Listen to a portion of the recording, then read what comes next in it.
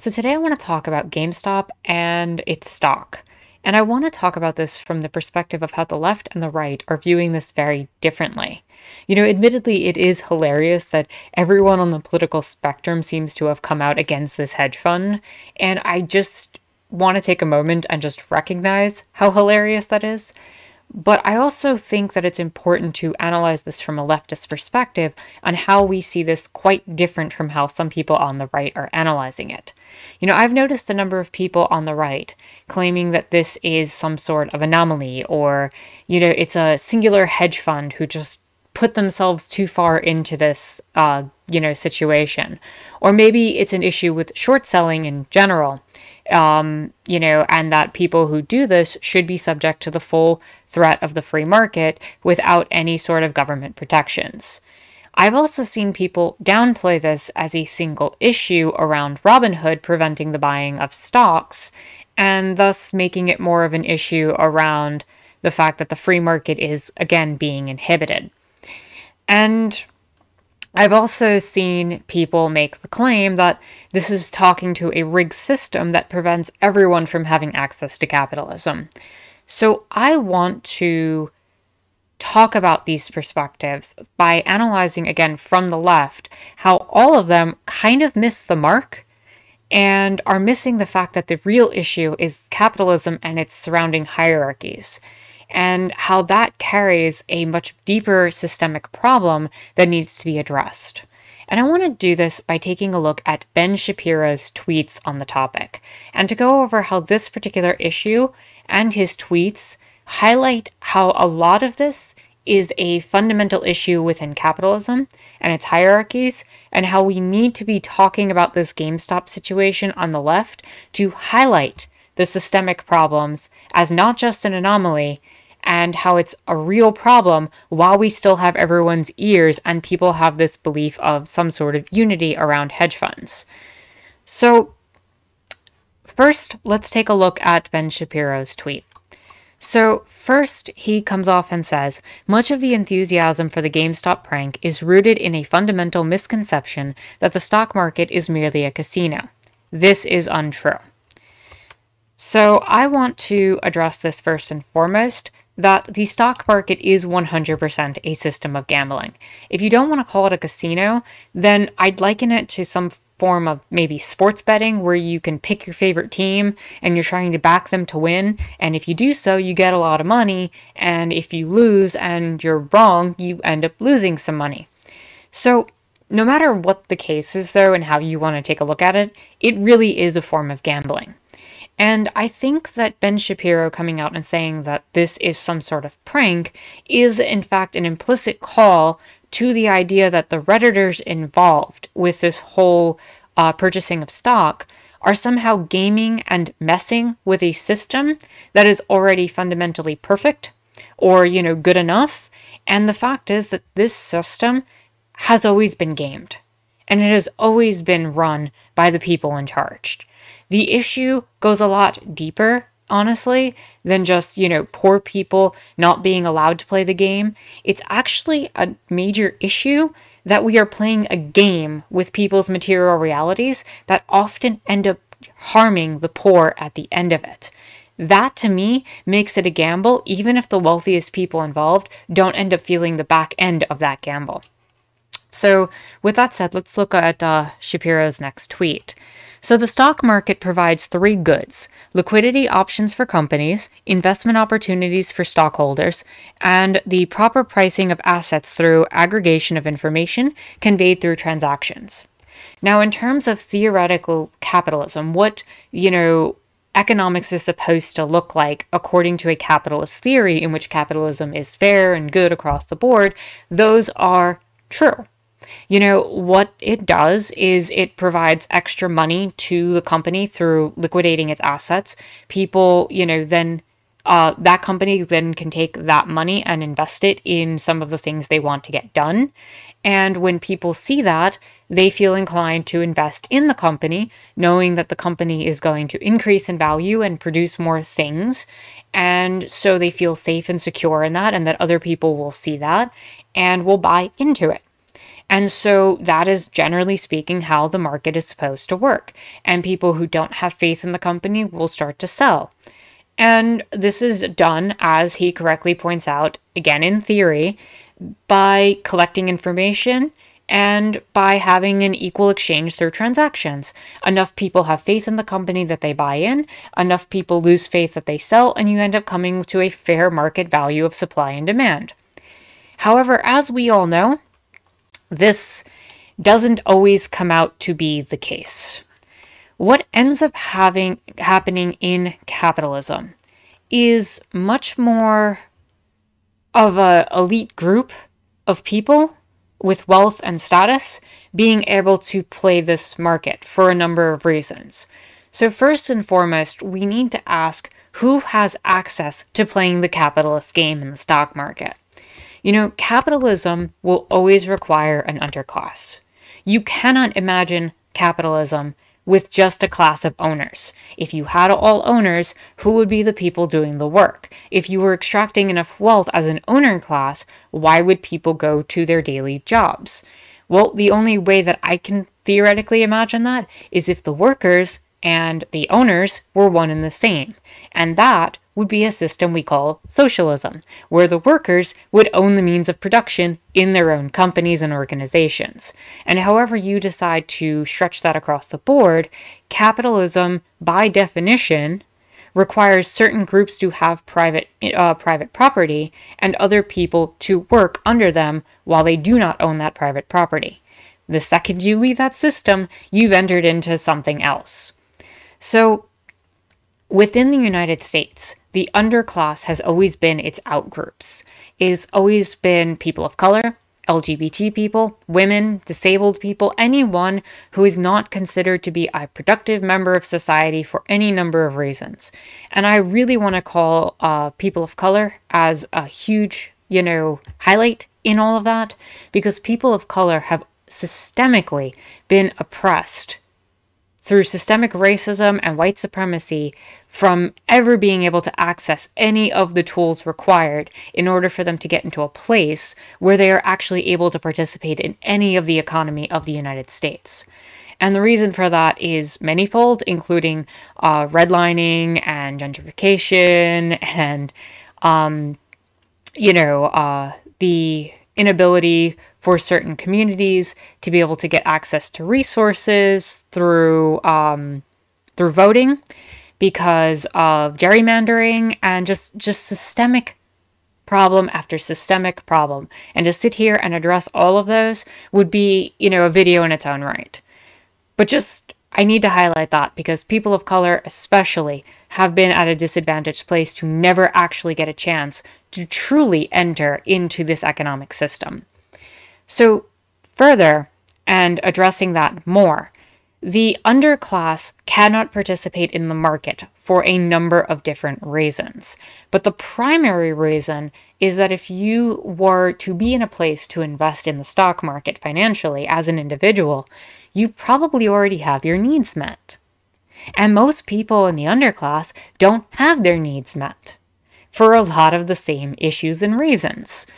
And the system is self-perpetuating in this way. The owner class ends up providing a system that leaves people not able to get their full means and necessities, and so people not getting all those means can't invest in the system, and it keeps cyclically, fighting itself. You end up in this place where you can't ever really get out of that cycle of poverty.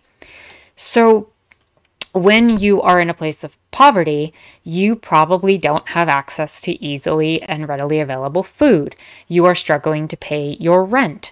And that's an $800 to $2,000 plus expense that you are struggling to pay every month that is hemorrhaging your funds that you could otherwise invest in a stock market. If you don't have medical care and you're worried about medical bills, you might focus on savings and other things instead.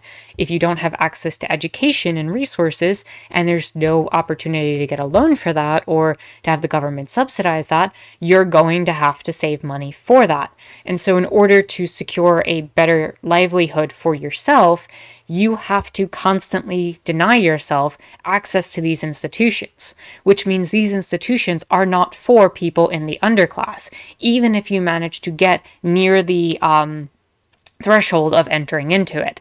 The barrier keeps moving further and further, especially with low minimum wages and, not having access to any sort of like UBI or anything like that. Across the board, people in the underclass cannot get access into the institutions. And you just can't afford to gamble when you're poor. Are you going to invest either, in a stock that you expect long-term investments in when you don't have food on the table? Are you going to invest in a stock and take a gamble that might rise or fall when, again, you don't have access to, a proper housing or anything of that sort? Poor people don't have access to the market. So the second component of all of that we need to look at is that people who already are in the system have advantages over those who might even attempt to start approaching the market, such as having an extreme amount of wealth already and thus having, access to information and stocks and financial resources. And education is a huge factor. If you are investing as a second or third generation investor, you've had the luxury of parents and grandparents being able to tell you about the market and share information. Or maybe you knew people when you went to college or have explored that and have people on the ground able to give you investment advice, and your neighbors might have been investors. So you always have the advantage of money, education, and knowing people over anyone trying to break into that space. So that's another further barrier, which means that you have this system that's in place where nobody's really meant to get that full access into the market. And so after that, we need to examine how the stock market actually works. So when we examine a system like the stock market, value, while it is theoretically supposed to be based on the projected growth in a company or something like that, and is an investment, what value is really determined on is faith. And it is a faith that other people are going to see the same thing you are and decide to buy into it, which further makes the system self-perpetuating. If people buy into a company, demand goes up. Supply of the stock goes down, that makes the price go up. That's just Econ 101 across the board. And quite the same when you sell. If you and enough other people sell, the supply would increase, the demand would be seen as decreasing, and the value of the stock goes down. So within that framework, it is a matter of faith within the society of whether a value in a stock goes up or down. Now, this is considered again to be fair. But what we're left with is how unfair the market actually is. Playing the stock market is not a neutral affair. If you are someone who invests, you change the outcome in the process of investing. If you are someone who removes your investment, you also change the outcome.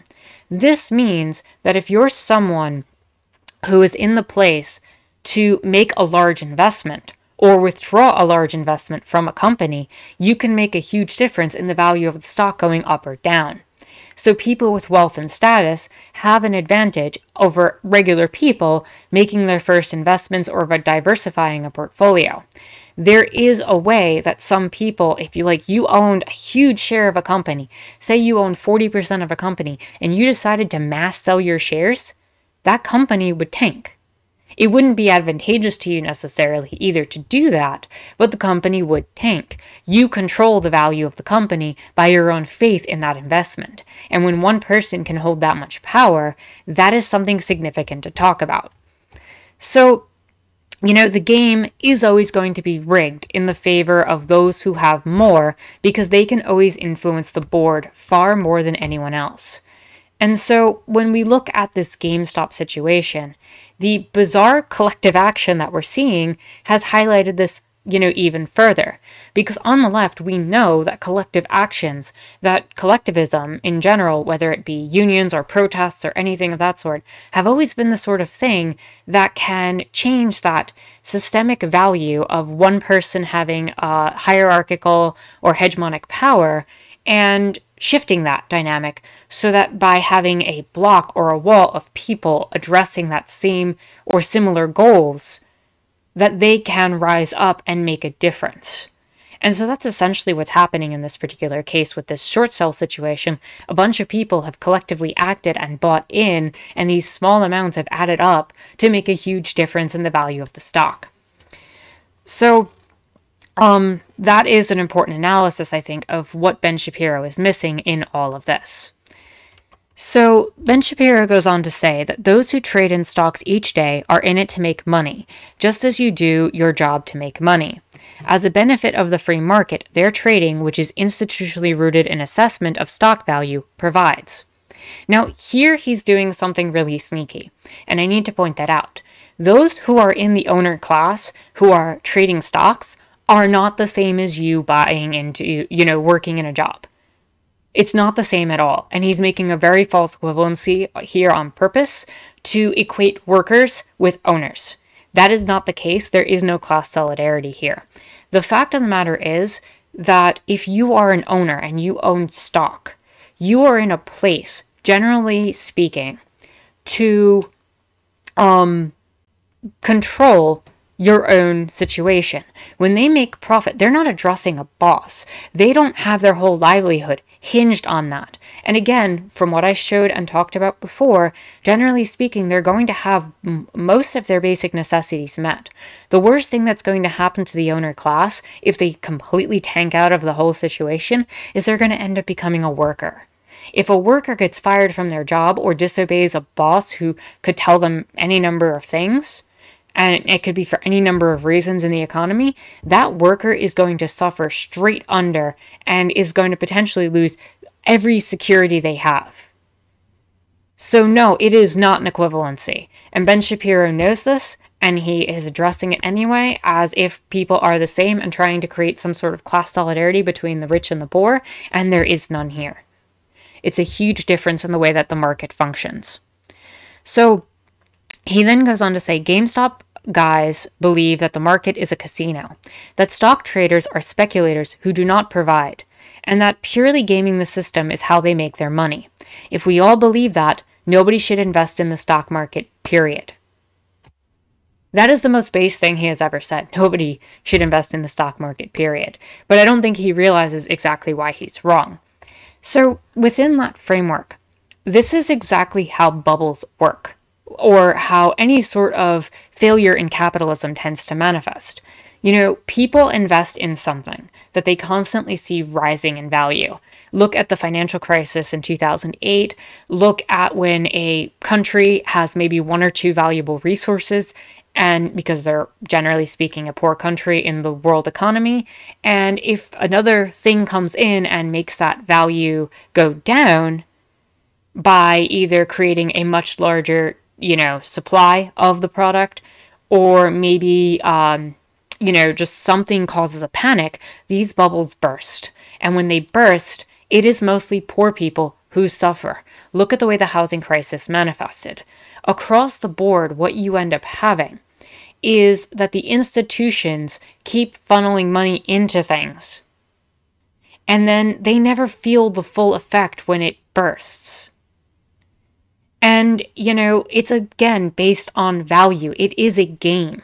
How long can I stay in this game to make as much money as possible until this bubble bursts? And when everybody starts selling and everybody starts jumping ship and starts getting off, how quickly can I get off before I lose more than I started out with?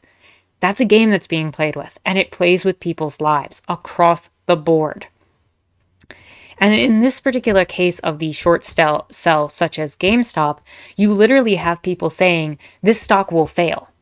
They are literally gambling on this. Between that and futures exchanges, you have the futures exchange, which, is supposed to be about locking in a price on a commodity so that you have a long-term security and understanding what you're spending on, and it can keep companies secure and feel safe.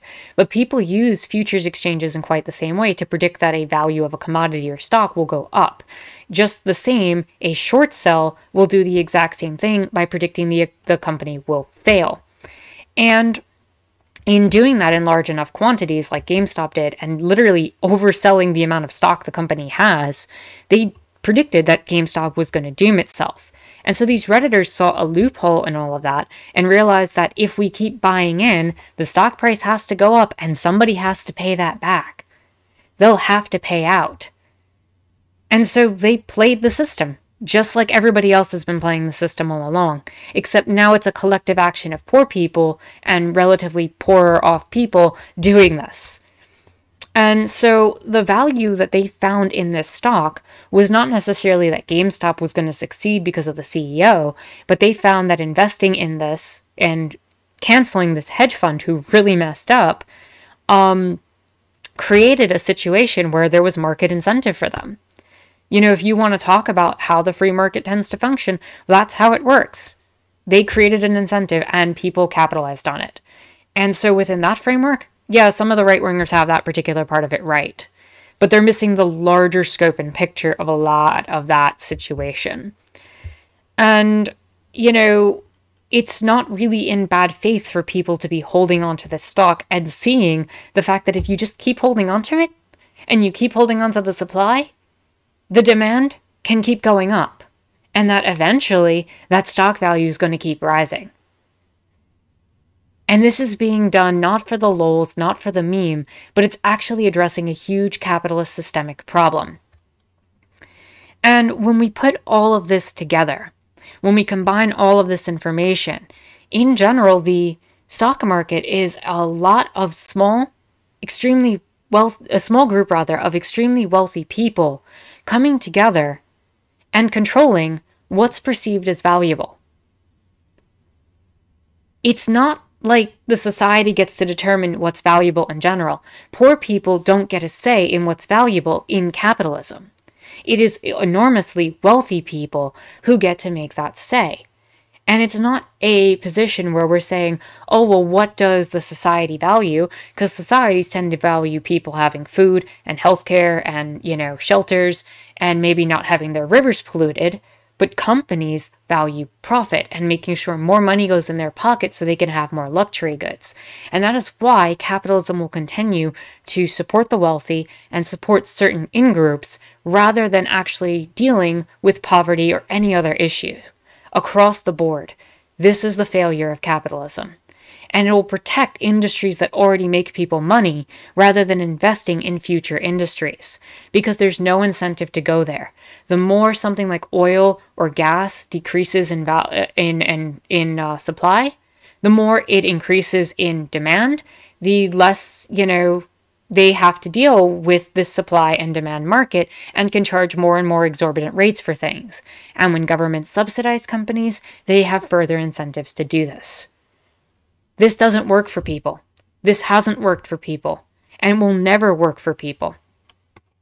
So getting back to Shapiro, what the GameStop guys are doing isn't illegal because they're not lying. They admit GameStop isn't worth much. Oh, sorry, I skipped one. It is actually illegal to engage in the pure pump and dump in which you lie to your fellow investors about undervalued stocks in order to make the profits when you drive up the price and sell.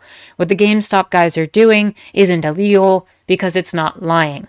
They admit GameStop isn't worth much, but they're just in it for the lols and screwing the hedge fund guys, which does make this funny, but also reinforces untruths about the market generally. I completely disagree. I think it exemplifies all of the issues with the market. And furthermore, I don't think it was just for the lols. The value is in the fact that everybody is now communally gathered with this. You know, even if you call it a meme, there is now a value. Just because it's not the value in the company itself and the way that it's traditionally looked at, it doesn't mean that it's not representing a form of value to people in that camaraderie. In other words, there's a reason that hashtag eat the rich is trending. Yeah, because capitalism fails people all the time. And this is the one time that people have actually gotten over on the stock market in pretty much forever. The motivating factor here isn't really that hedge fund corruption. If you're worried about bailouts, as am I, you should be telling the government to stop bailing out financial firms. It's pure dislike for hedge fund guys. That's not true. That is not true at all. People have been calling for these bailouts to not happen all across the board. Where was Ben Shapiro truly in 2008? Where was all this conservative support in 2008 when the housing crisis happened? That people needed to get bailouts because they were purposefully harmed by an institution that they couldn't see the full extent of. Meanwhile, everyone who was involved got actual bailouts and issues. The rich will always bail out the rich. Do not take this as anything but that. And do not accept that these free market types who are talking about, oh yeah, it should just be the free market, are going to do anything about it, because they'll be fine throwing maybe one hedge fund under the bus, but there's going to be another hedge fund to take this one's place. There will always be another person to rise against that. All this is in terms of the free market is just less competition for them. They're never truly representing the idea that people deserve to get good things out of these situations. So some hedge fund guys are jackasses, some aren't, but undermining confidence in the pricing mechanic of the market to make quick cash and screw those guys isn't virtue, though again, it would take a heart of stone not to laugh. So at the very least, he can laugh at it, but I think he's missing the whole point, right? He's missing the fact that when you have a situation in capitalism, the reason why all of this fails is not because of a singular incident. These actions are not isolated. The effect of supply and demand and the selling of stock changes faith in things. You literally are betting on what other people are going to do around you. These bets influence the odds. When the stock market is made up of a small amount of wealthy people, overwhelmingly, people in power and who run the system can make huge changes to whether or not a stock is going to be valuable or not. The people are not in control. This is not a situation where every random person can sit there and say, I have an investment in the economy. No, this is specifically a certain class of people controlling everything. And that is not a mistake. That is in the design. That is exactly how it's supposed to be, because we are not we as the workers are not part of the wealthy class. We are not the owner class, and we will not have a say in it. Socialism would address that.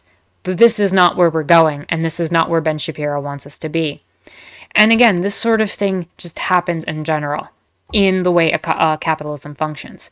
And the sad thing for me is I truly believe that Ben Shapiro believes that the great hand, the great invisible hand of the free market always works.